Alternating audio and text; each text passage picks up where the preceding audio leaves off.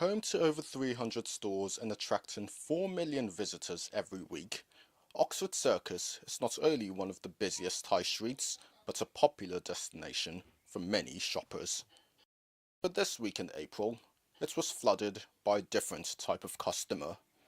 A customer demanding change.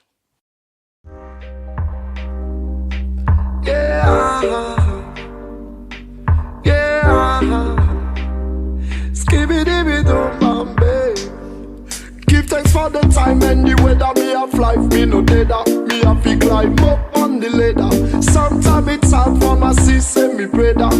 But we not fed up, the future we not afraid of. Yeah, I sunshine on my face. None of them could have take my place. Lift up myself to the top. You know we paper hot.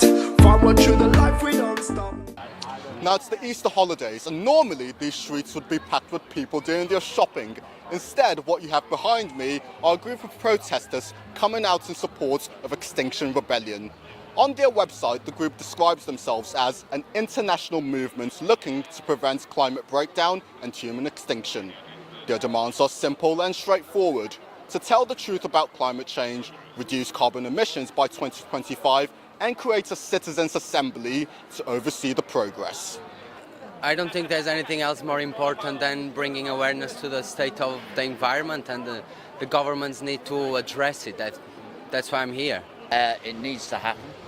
Action needs to be taken. People's awareness needs to be raised. People need to become involved. If I don't try to speak the truth, if I don't try to tell people how urgent this is, if I'm not part of a movement, then who else is going to do this for us? The plan from Extinction Rebellion protesters was to stay here until the 29th of April.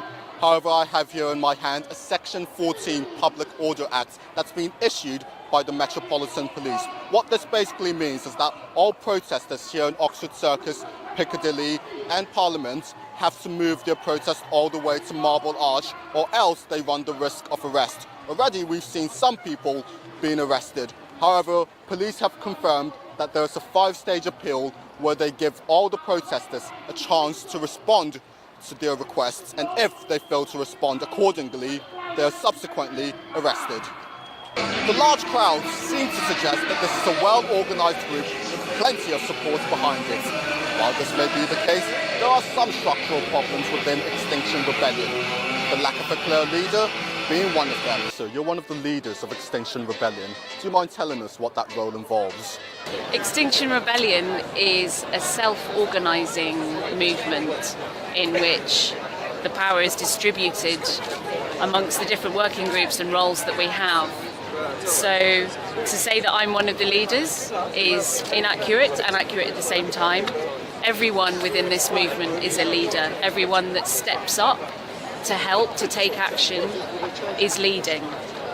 Is that a good idea, not having leaders? Because some people might say that it just sounds like a lot of people, a lot of voices talking at the same time. I don't agree with that. We're calling for system change. System change is what is needed in order to prevent the negative impacts of climate change. And we need to empower everybody to step up and take the action that needs to be taken. And when you have a system with just one leader, you disempower everybody else within that system. So we want everyone to be empowered to take the action that they need to. That's a core element of this organisation. If the Prime Minister wanted to meet with the leaders of Extinction Rebellion right now to hear your demands, who would they meet with? They can meet with anybody within the organisation. We'd like them to come out. We're here out on the streets. We're in the middle of Oxford Circus here. We're just down the road from the BBC. We've got people in Parliament Square, right outside Parliament. We've got people in Marble Arch. We're all out here on the streets in London. We'd be really, really happy for the people in power in the government to come out and talk with us. Structural problems aside, Extinction Rebellion also faces criticism from some members of the public who believe that their methods do more harm than good.